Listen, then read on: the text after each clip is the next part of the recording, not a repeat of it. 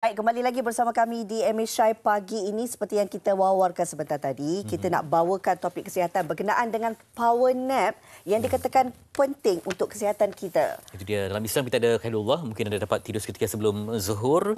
Tetapi itulah bagi mereka yang bekerja tak cukup waktu ataupun banyak memikir, susah nak tidur kan. Kita dapatkan usaha terbaik ini. Dan bersama berbincang dengan Profesor Madya, Dr. Andrea Ban Yulin. Beliau adalah pakar perunding respiratory Fakulti Perubatan UKM, Hospital Chancellor Tuanku Muhriz, untuk berkongsi lebih lanjut tentang di sebalik power nap yang penting untuk kesihatan. Terima kasih bersama kami pagi ini, Doktor. Dan sebelum kita nak bercerita lebih lanjut, saya nak kongsikan sebenarnya kalau kita lihat banyak dan negara-negara yang mengamalkan power nap ni sama ada di tempat kerja ataupun di pusat pendidikan. Ini menarik, kami nak kongsikan di Sarawak, iaitu di Sekolah Menengah Kebangsaan Julau nombor 2, di mana mewajibkan pelajar-pelajarnya untuk power nap daripada pukul 11.25 hingga 11.35, 10 minit sebelum mereka nak kembali untuk sesi mata pelajaran yang berikutnya, semata-mata untuk memberi kecergasan minda mereka untuk kembali menyambung pelajaran. Jadi hari ini kita nak tahulah, bila sebut ada sahaja sesi ataupun power nap ini diamalkan di tempat kerja ataupun di sekolah, kita nak tahu sebenar pengertian power nap ini, Doktor. Okay, terima kasih Hazrina kerana memberi saya peluang untuk berkongsi tentang topik power nap. So power nap sebenarnya datang dari perkataan bahasa Inggeris. Power maknanya dia tenaga, nap bermaksud tidur jangka masa pendek. So sebenarnya dia adalah tidur jangka masa pendek yang kita buat masa siang. Dan sepatutnya tempoh dia tak boleh melebihi biasanya 10 ke 30 minit. Dan bila kita bangun, kita sepatutnya rasa cerdas. Kadang-kadang kalau kita terlebih masa, kita ada apa yang dipanggil sleep inertia. Maknanya kita bangun tu masih rasa mengantuk lagi. Dan rasa macam tak fresh. So itulah maksudnya power nap. Tapi itulah kalau 2-3 jam tu kan power nap ya. Tapi nak dapatkan macam mana, Doktor? Mungkin perlukah ada, yalah, kalau dalam pekerjaan tu satu ambience yang menggalakkan lah. Sebab setengah orang ni, ada orang juga yang memang senang tidur ya. Dia letak kepala je memang dia dapat lah. Tapi setengah orang susah betul nak dapatkan tidur yang berkualiti ni walaupun sekejap ni. So tidur adalah satu benda yang memang macam magic. Untuk setengah orang yang tak boleh tidur, dia akan rasa macam susah sangat. So kalau kita cerita pasal tidur, adakah kita perlu buat power nap kan? So power nap ada banyak kebaikan dia sebenarnya, tahu tak? Kebaikan dia. Di antara tu kita boleh tambah mood yang bagus, konsentrasi yang bagus. Mood bagus, konsentrasi bagus, produktiviti bagus, right? Tetapi kalau kita tengok apa buktinya. So sekarang kita dalam fasa evidence based medicine. Kalau kita ajar budak-budak student, dia kata, oh mana bukti dia. So bukti dia, power nap sebenarnya ada setengah orang dia panggil dia NASA nap. NASA sebab dia pernah buat pendidikan. NASA buat pendidikan dia antara dia punya jurutera dengan angkasawan. Diberi power nap 26 minit dan dia mendapat tahu yang dia punya prestasi naik sebanyak 34%. So kita tahu yang dia ada kebaikan dia. Ada juga pendidikan yang menunjukkan yang seseorang yang ada power nap, dia punya risiko untuk jantung coronary adalah kurang. So itu di antara kebaikan dia lah yang saya boleh kongsi hari ini. Bagaimana kita nak tahu kita memerlukan power nap tersebut? Kadang-kadang kita rasa kita waktu malam, kita dah ada waktu tidur yang cukup. Kemudian adakah setiap daripada kita ini mempunyai waktu power nap yang berbeza, Doktor? Soalan yang bagus, agak susah nak jawab. So saya kena fikir dulu. Saya rasa sebenarnya kita akan tengok sesama kalangan rakan sekerja kan. Jumlah masa jam yang kita tidur pun berbeza. So saya rasa jumlah jam tu disebabkan jumlah jam berbeza, maknanya mungkin bukan semua orang perlu power nap. So kadang-kadang power nap tu seperti saya bagi tahulah kenapa kita pilih masa dia. So masa yang paling sesuai adalah time yang hormon kita rendah sikit. So di antara jam 1 petang ke 3 petang sebenarnya. So masa tu bila dia kita punya hormon rendah sikit, kita tidur, dia bagi peluang untuk kita reset otak kita. Ya. Tetapi kalau pada masa itu kita tak diberi peluang untuk tidur dan kita dapat jumlah jam tidur yang cukup, sebenarnya mungkin dia bukan diperlukan 100% lah. Tapi kalau ada, ambil peluang tu, dia ada banyak faedah dan kebaikan dia. Kalau macam kadang-kadang kita kaitkan tidur ni untuk pembesaran kan. Jadi kalau orang dewasa ni lah saya kritikal sebab mungkin malamnya terutama yang ada anak kecil kan tidur pun tak berapa. Jadi power nap sangat penting untuk dia. Untuk kesihatan jantung semua. Jadi tetapi ruang tu tidak ada. Saya pernah berbicara lah dengan kawan-kawan yang kerja shift kan, dia kata power nap dia ketawa. Satu yang mungkin sukar untuk berlaku bagi mereka yang ada kaitan dengan pekerjaan yang tidak tetap masa. So saya rasa so untuk mendapat kualiti power nap yang bagus, kita perlu tengok suasana. So memang betul Fedri cakap, dia punya kawasan dia memang kena selesa. So kalau kita fikir tempat kerja kita, mungkin kita boleh sediakan sesuatu tempat yang sesuai lah. So apa maksudnya sesuai? Tempat yang kalau boleh gelap sikit, dan kalau boleh kita beli penutup dan kita ada penyumbat telinga juga. Okey. Benarkah ada yang mengatakan bahawa kalau kita mengamalkan power nap ini setiap hari, dia boleh meredakan stres dan juga kebimbangan pada seseorang individu? Betul. Yang itu proven by studies yang menyatakan kalau kita ada power nap, dia buat study di antara segolongan kohort pesakit dan dia tengok sebelum dan selepas, dan dia ada satu kohort pesakit yang sama yang tak diberi masa untuk tidur dan dia bandingkan. So memang betul ada buktinya. So jom kita tidurlah lepas ni. Okay, nak tidurlah nanti pukul 1 tapi tengah hari. kadang faktornya pekerjaan, cuaca. Betul. Kadang-kadang mungkin individu yang tak ada kemudahan untuk akses kepada tempat yang hawa dinginnya kan. Jadi panas kan dan sebagainya. Jadi kalau mungkin doktor ada kajian ataupun mana-mana rujukan untuk individu yang kategori lanjut usia, mungkin mereka perlukan sangat kepada power nap ni. Okey. So saya rasa dari segi usia, it's very interesting kan, sebab we are aging community. So kita akan tua satu hari nanti. So penting kalau kita tahu. So I think jumlah jam yang seseorang perlu tidur kalau di kalangan kanak-kanak dengan orang dewasa berbeza. Kalau kanak-kanak tidur kualiti dia lebih mendalam, dia lebih konsisten dan dia masuk REM sleep. Untuk orang dewasa, jumlah masa dia kurang sikit. Untuk orang yang usia lanjut sikit, kita akan tengoklah dia punya jangka masa yang dia perlu tidur tu lebih kurang dari biasa. Dan di kalangan orang yang berusia, memang faktor untuk tidur satu kesusahan tu adalah satu benda yang memang kita dapat banyak komplain dari pasien.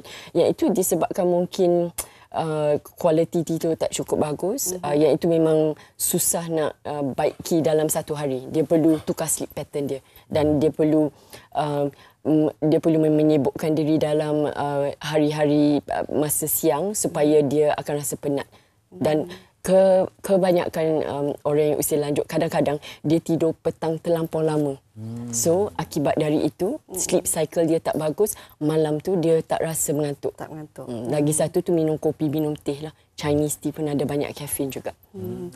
Doktor, bagaimana kita nak membezakan kadang-kadang mereka yang tidur di waktu malam ni, walaupun tidurnya yang panjang, dia rasa tak puas, masih lagi mengantuk. Tetapi kalau dapat tidur power nap walaupun hanya sekadar 10 minit, tiba-tiba bila buka mata tu je terus rasa segar, rasa fresh. Okay. So I think so untuk seseorang yang tidur lama dan tak rasa fresh, so memang sesuai untuk saya cerita sebab saya pakar pulmonologi. Kita ada satu penyakit yang nama obstructive sleep apnea. Maknanya masa kita tidur malam, saluran pernafasan tu tertutup beberapa kali. Tiap-tiap kali dia tertutup, otak kita akan bangun untuk besarkan saluran pernafasan. So maknanya masa kita tidur, dia bagai saya kejutkan Hazrina tiap-tiap 5 minit. So walaupun mata tidur tutup, dia macam kejut. Siang hari dia, kualiti tidur tak bagus. So itu adalah salah satu benda yang akan saya fikirlah kalau seseorang bagi tahu saya tidur dalam pukul 9 malam, saya bangun pukul 6, saya masih tak fresh, saya tak bangun untuk kencing. Adakah itu juga berpunca daripada masalah dengkur yang berlaku pada seseorang? Bagus, dengkur. So, Hazrina pernah dengar orang yang berdengkur? Ada siapa yang kat sini? So yang berdengkur tu disebabkan saluran dia ke belakang tu lebih sempit. So dia adalah satu simptom yang boleh menolong kita untuk fikir whether patient ini ada obstructive sleep apnea. So biasanya kebanyakan pesakit yang di-refer, dia berdengkur, isteri dia kata berdengkur kuat sangat saya tak boleh dengar, dan isteri kata malas sebab asyik mengantuk saja. Itu di antara simptom yang kita akan syaki OSA, obstructive sleep apnea. Ataupun selain daripada pembedahan, apa mungkin yang mampu mengubah ataupun posisi tidur ke, alat bantuan lain ke? So biasanya kebanyakan orang tidur macam ni kan. So kalau dia tidur macam ni, lidah kita akan ke belakang. So kadang-kadang posisi yang mengiring boleh menolong sedikit sebanyak. So itu adalah salah satu benda yang kita boleh bagi tahu pesakit. Yang lagi satu, biasanya OSA itu dia lebih senang berlaku kalau kita badan besar sikit. So salah satu adalah untuk mengurangkan berat badan.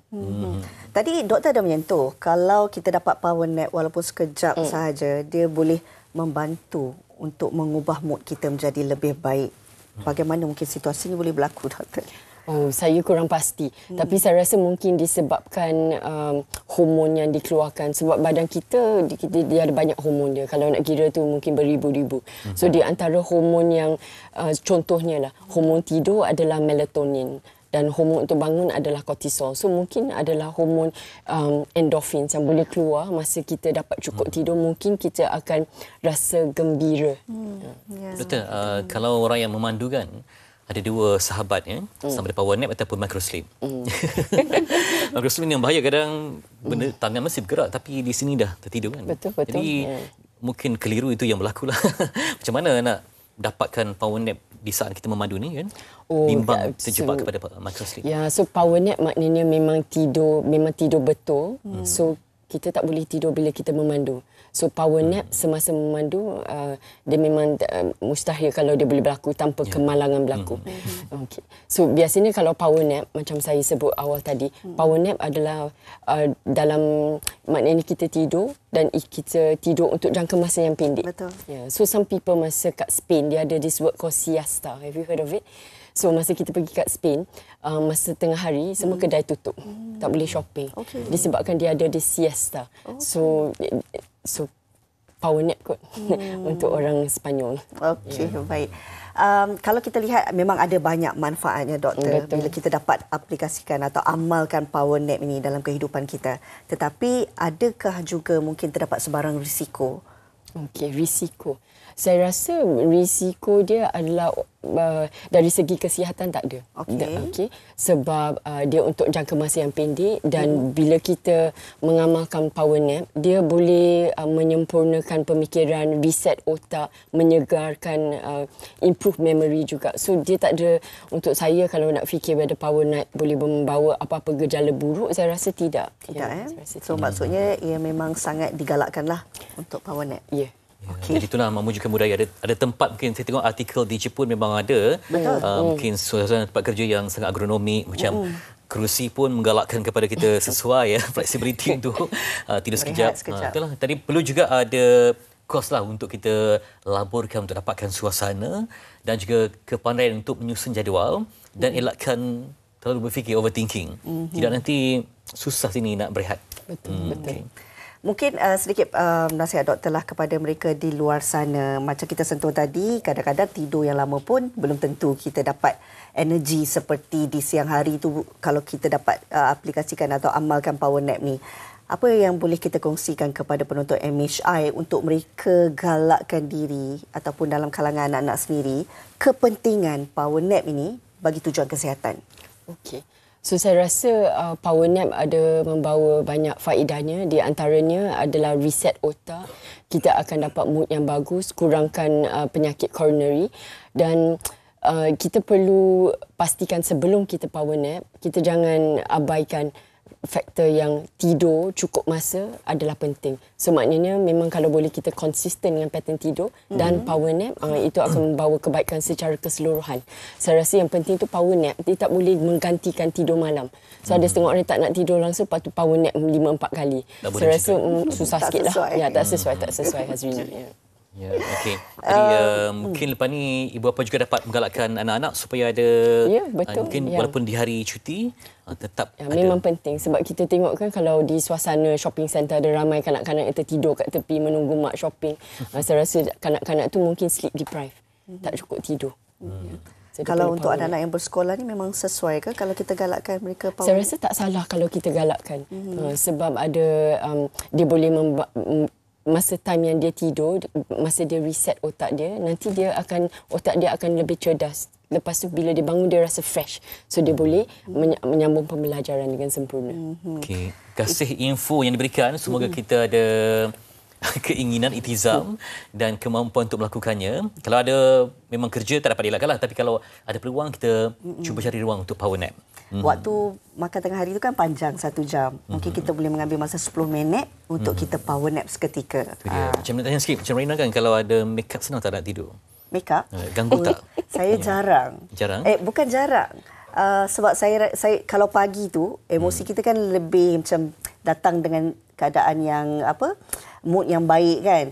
Jadi kalau nak tidur tu susah sebab kadang-kadang makeup artist pun rajin ajak berborak. Tak ada masa nak tidur. Itulah dia. Okay, apa pun terima kasih kepada Profesor Maria Dr. Andrea Ban Yulin.